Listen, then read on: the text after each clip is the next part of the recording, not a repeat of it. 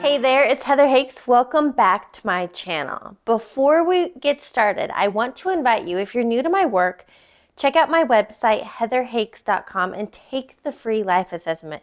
It's a great tool from me to you to help you understand where you are to where you want to go. There's also additional resources on there and ways to work with me. Again, that's heatherhakes.com. Take the free life assessment. Welcome to today's interview. I brought on Courtney Schoch. Courtney, welcome. Hi. Please give listeners a little background. Where do you live and what do you do? So my name is Courtney Schoch, obviously. I currently live in Ohio. I just moved back from Nicaragua in Latin America, Dang. and I am an airline pilot. I am a nonprofit owner or founder, and I am also a book author, amongst other things. And the reason we got connected, this was several weeks ago, but I posted on Facebook and I reached out to my network and I was like, does anybody know a professional pilot? Because I would love to talk about course correction, because something I've heard for years is that pilots, it's that constant, 3 millimeter, just constant tiny shifts change to get to where you want to go. So can you help give more background on what it is like to be a pilot and kind of a metaphor for life on this whole course correction?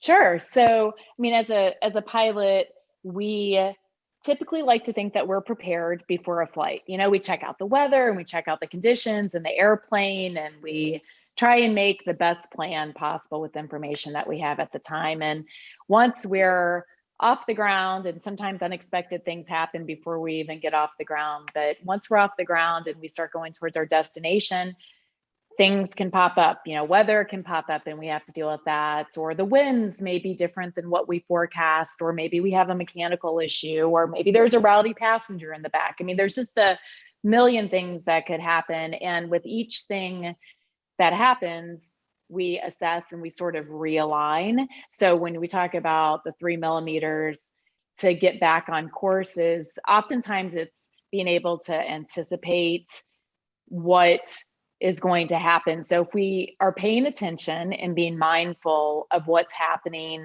around us and also inside of us too, we can start to say like, hey, we're going a little bit off course. We need to make this correction. And that's pretty much what it is. And the tiniest corrections are easier than not paying attention and getting way off course, and having to make these big shifts back and forth. And so it's really just about being mindful and making these small corrections for unexpected events that we didn't necessarily plan for to get us to where it is that we want to go. Well, and I love that analogy. But if we think about it in real life terms or perspective, when people get way off course, it's those little bit of self-doubt, a little bit of feelings of unworthiness, but then that piles on and creates so much momentum that gets us way off course. So rather than having to, go through crazy things like a bankruptcy or a huge divorce or other negative things in our life, how can we do these daily 1% corrections? Just shift back on, realign when we feel like we've fallen off. I think it comes back to being really honest and seeing things for how they are and not making them worse and not making them better. It's always the goal to get to where it is that we want to go. And sometimes we don't make it, right? Because the universe has a different plan for us. But I think that what's most important is that we stay mindful and we set rituals too, so we can pay attention, because there's so many external distractions, so to speak, that if we're not listening to ourselves and our intuition, we can just get super far off course. And I don't think that it's too difficult as long as we're paying attention. And I think so many of us just simply don't pay attention. And before we know it, like you said, we're deep in debt, or we've let a relationship get completely off course. And now it's, the relationship has been deteriorating. And had we been paying attention, it's not just one thing that happens, it's a series of things that happen that end up like knocking us off course in real life. So I think just being mindful and making the corrections will keep us going in the direction that we want to go. It's consistency. I think consistency is the key. I would definitely agree. And a term you keep bringing up is mindful. And so I guess that in Heather speak, when I use that in other podcast or terms, it's about being a conscious creator, or how Dr. Joe Dispenza teaches about conscious and unconscious. And so rather than falling off track because you weren't being honest, you weren't being mindful, you weren't paying attention, don't let yourself go unconscious. And what I mean by that is autopilot, going through life's motions. I've done this, I've experienced it, and I don't want that unconscious lifestyle ever again. But a word you used was rituals. So I would love to hear, are these daily rituals? Are they something you do each morning? So my rituals are, when I wake up, the first thing I say before my feet hit the floor is, how many extraordinary ways can I show up for myself and others today? That's the first thing that I do. I just gets in my mindset. I use a lot of like positive language. I'm really big on language. I think that the way that we verbalize, we can either use empowering language or disempowering. So the first thing I do is I just wake up and I set the tone. Typically, I'll either do a run or do a spin class, and then I'll come back and also take a few minutes to meditate and just really gather myself. I try and find an hour every morning just to focus on getting my brain and my body right. And that seems to set up the ability to sort of conquer or win or make those shifts throughout the day much easier. And because I feel like I've done something good for myself, and because I've taken care of myself first, I can take care of other things that come up in my day and be all that I can be for others. Have you always done this? No, Right. not. Yeah. No. So where did you learn this from, or what life experiences did you have to step back and have this morning ritual to get your head right? I totally agree. It was, I would say I would dabble in it throughout the years. And once I joined the Tony Robbins space back in 2017, maybe even 2016, and was really able to sort of put things together a little bit more. And he provided a lot of great ideas, as did some other people that, I read their books or listened to podcasts or watched videos. But eventually I started to see the benefit of putting myself first, that it's really, really important, everything from my eating to my physical body. And it just all made sense. And I started when like we said earlier, like being more mindful. And I was like, okay, the days that I'm maybe really cranky or really agitated, what was missing from my day, that like days that I've performed better, what was included in those days? And it always comes back to doing something physical with my body, or staying really hydrated. That's important too. I just think better. And meditating and asking myself more empowering questions. So I had to condense those couple of things into a routine. But it hasn't always been that way. And sometimes, I'm human, sometimes I'll get off pattern and I'll think, well, okay, it's that 3 millimeter shift, right? We're talking like on course. So I'll get off course and I'll say like, okay, what have I not been doing? And I'm like, oh, I haven't been like doing one of these, 3 or 4 things. So.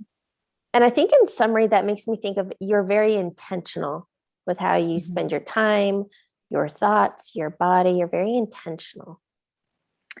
I try to be, and I'm 47, and I think that within the last 10 years, I've become more intentional with how I spend my time, the people I surround myself with, because time is limited, and I want to make the most of it. And how I spend my time and who I surround myself with are very, very important. Something you shared with me, you're extremely passionate about the underdog, rooting for the underdog. And I'd like you to share as much as you'd like, but a lot of people get wrapped up in their story, who they were, where they come from, and they just, that's their identity. But I loved how you said to own your story, don't let it own you. Mm-hmm. So there was a time where I was up until just the last few years, I was very ashamed of my past and where I came from. Being in a primarily male dominated industry as an airline captain, there's sort of this, box you feel like you have to fit into. And as I slowly started sharing a little bit of my story, some people were like, wow, like it's really empowering, you should share this. And I found some courage. And just a little bit about my backstory. I grew up in an abusive family, dropped out of high school, single parent. As a teenager, made ends meet by being a stripper, and eventually got my GED, and I had a tremendous fear of flying. And one day I thought there's got to be more to life. And I found a coupon, took a flight lesson, fell in love with it. Never thought that I could ever be a professional pilot. Maybe it would just be something fun to do. And I had gotten married by that point in time and had another child. I remember telling my husband like how exciting and how I just could for once in my life like see something better than what I was doing. And he was not supportive. So I ended up divorcing him and pursuing this passion on my own. And that's got my bachelor's and my master's degree, and became a flight instructor to teach other people how to follow their passion, and just really embraced it and turned it into my career and so much more.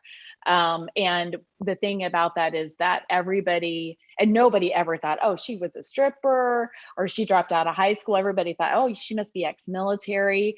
And it's just like, you just can never underestimate the underdog. I just think that we all have this light inside of us, and we really have to add fuel to it to make it glow brighter. And there's always people out there who are ready to try and douse that fire with water. And you just have to protect that and just kind of put a shield around it and just let it grow brighter, where it doesn't matter how many people throw water on your fire, like they're never going to put it out. But you have to you have to find the fuel to do that. I think it's important to highlight you had a fear of flying, but somehow you were led to this coupon for a flight instruction. And then ultimately that fear of flying has led you to this passion and this lifestyle and something that I imagine you love doing. I do. I love doing it, and it's challenging. And I would have just never in a million years thought that this was the route I would have gone. Never, ever. And it still to this day amazes me how lucky I am for the opportunities that I've had. And I've worked really, really hard for them. And I still get judged. I mean, when I wrote a book, this last May, or it launched May 2020, right when COVID was really coming, full force. But some of the people who have read it, I've gotten a lot of positive feedback, and I'm brutally honest in this book, and I lay it all out there. And I wrote the book primarily to inspire others to own their story and to not let their story own them. And it took a lot of courage to just lay everything out, or as much as I could, without getting sued or something, Right. like without some things. But it just came from the heart. And I think that it's important to follow your passion. Sometimes what you're the most afraid of ends up being the thing that you should be going towards. Well, and even that, if you don't go towards it, then that fear continues to have power and control over you. I love this story, and I'm totally going to butcher it. But there's a story, Rory Vaden tells it very well, but about buffalo. And when a storm rolls in, the buffalo don't turn their back and try to run away from the storm. The buffalo they face the storm and they go at it. So I guess my message would be is like to be that buffalo, to get in touch with that internal lion that we all have. And I truly believe that we are powerful beings and that we can be, and do anything we desire. We're the only one holding ourselves back. Absolutely. I agree. Something else you shared with me, I asked you, I was like, what do you think individuals are capable of? What did you say? I said that individuals are capable of anything that they can imagine. So however creative or vast their imagination is, they can turn that into reality. That's what I truly believe, that really we're limitless. Well, and I've heard that said another way, that everything currently that we can see and experience in our life was actually created twice. Once in the imagination and then once externally. So think about like the Wright brothers. They had this Yeah, idea, this imagination that we could fly, and they probably were, people thought they were crazy. But without the absolutely. Wright brothers, I mean, so I just, like, I go ahead. I know I was going to say you're absolutely right. I think I mean everything. You're right that everything that we see. I mean, we're talking like via Zoom. I mean, from our cell phones to our stoves, even. I mean, everything started as a thought, as an idea, and I'm sure that people were laughed at and criticized. But now it's. I mean, look how valuable it's been, and it all started in someone's head. And for those listening or watching that they kind of feel like that underdog, or they're like, man, I really have this passion, this desire, this drive to do fill in the blank, but I'm scared, or I don't feel worthy, or all these self-limiting beliefs are weighing heavy. What do you want to tell them? I want to tell them that every decision you make either moves you towards or away from your goal. So, and your thoughts, like, you can either allow it to empower or destroy you, and it's your choice. You make the choice, Mm. and that's so important. It's your life, and it's your life to lead, and you make what you want to make out of it. You shared with me, and I hope I don't mess this up for you, but there were 4 different bullet points you gave me. I have to pull up what the question was. But the 4 things you shared were, and I don't know if these are like key tools or takeaways on how to stay that forward focus, forward momentum. But you said, number 1, keep moving forward. Yes. So keep moving forward. A good comparison here is I never enjoyed running. I was diagnosed with skin cancer in my late 30s. And I remember when I got the call from the doctor, because I travel a lot. So often they're able to give us news over the phone instead of having to come in. And I was near a park and I just started running. I was just like, God, I cannot believe, like, I've come so far and now I have to battle this. Felt a little bit of that victim mentality, but I just Mhm. started running and I thought, God, I feel so amazing and incredible. And the moment that you realize some of your health could be at risk, it just felt so good to be alive. And what I ended up doing with that is I ultimately ended up running marathons and training for ultra marathons. And that keep moving forward is, it's just like when I'm running a race or even just getting on a treadmill or outside on the trails, one foot forward, like, just keep moving forward. Like, that's all you have to do. It's like the action creates confidence. That's one thing I tell myself, is just take the action. And even if that just means getting one foot out the door or making that one phone call or whatever it is, just keep moving forward. The second step you said was 1% better each day. Mm-hmm. 1% better each day, because just think how much better you could be in 30 days, or even in 10 days. It's 10% better. It's like, just try and just be 1% better. Doesn't mean you have to be 100% better. You don't have to feel overwhelmed by it, but if you could just set your goal on that 1%, it makes all the difference when you look back, and cumulatively the difference it makes. Yeah. And I love that, because this is such a great visual. It's like, how do you eat an elephant? One Mm-hmm. bite at a time. Or I remember training and running my marathon.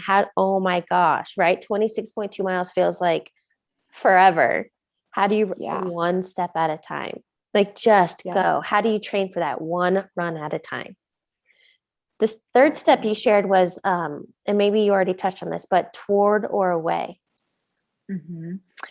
So if yeah, every decision you make either moves you towards or away from your goal. And I think that's where some of that mindfulness comes into play. Rather, it's, you make a decision to go out and, I don't know, like have beers with your friends, but like you've got to go train in the morning, is that going to move you, the next morning? Are you going to feel good enough to go on this run? Or, are you going to sit on the couch and watch, I don't know, binge Netflix for 6 hours, as opposed to going out and making some meaningful phone calls, or maybe, whatever it may be. But it's just every small little thing that we do, we just have to be mindful if it puts us in the direction. And not to say if you're, you end up saying, okay, I'm not going to eat junk food, and then you eat like an Oreo cookie. It's not, I mean, we're human, and I think that everything in moderation. But overall, I think if you can at least do 80% of your decisions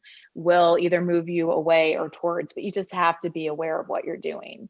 Because so many times we just make decisions that we are just reactive, as opposed to, like we talk about in the flight scenario, we don't anticipate how this is going to affect the future flight or the future Heather, we just have to be aware.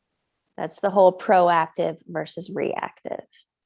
Exactly. The fourth thing you shared was that your setbacks can actually propel you into amazing comebacks. Yes. So I think that the setbacks are the perfect setup for the best comebacks. So when you experience a setback, doesn't mean that it's the end of the world. It just means that that wasn't the way it was supposed to work out. So you shift and move things around a little bit, and you just come back even stronger. When I was doing some leadership consulting, I had sort of come up with this acronym. It was called RISE, and it was like realign, innovate, strategize, and excel. And it's just like, okay, you just realign, you innovate, you find a way, you make a strategy, and you just excel, and just keep, like, that's just the shift. And when sometimes you get knocked on your ass, like really hard, and you're bumped up and bruised, it just makes you all the tougher to get through and push through the next time.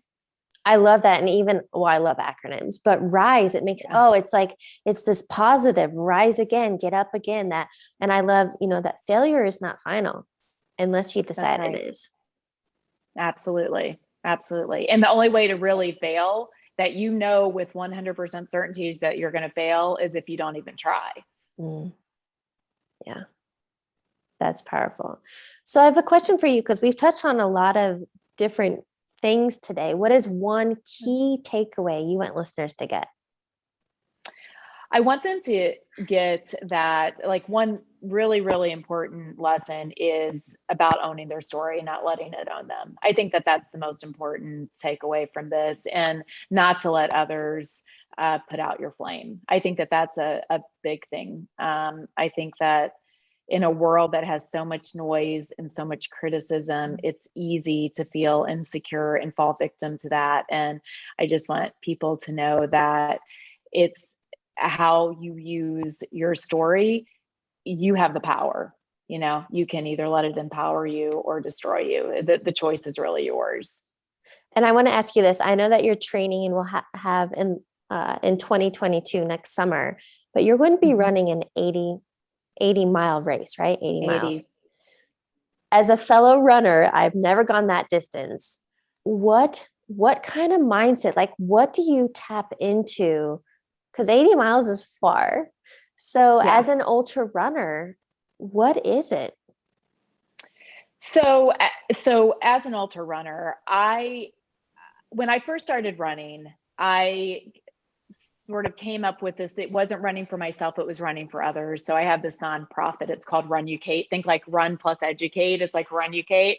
And it's to raise awareness for adult literacy. And when I go out there, I just dig in and I just think, what am I doing this for? And it's like, I'm doing it to make myself better and to prove to myself that I can. And it makes other things in life easier to tackle. And then also for others to sort of be inspiration to them too, because it's hard. Like, it is hard to run. And I'm going to tell you, I don't always enjoy running. I mean, straight up honest, sometimes I wake up and I look at my training plan and I'm just like, oh, bleep. Like, I definitely don't want to be doing this. This sounds Yeah. like this is going to be hard. And what I just tell myself is it's just like just dig in.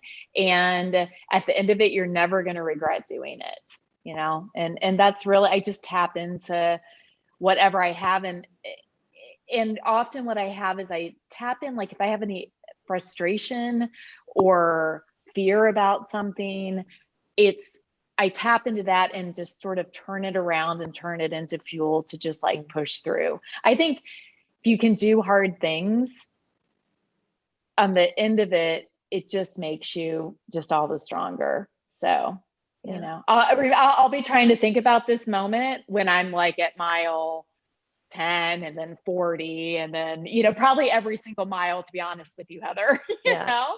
Well, and I used to say, let fear fuel you, not rule you.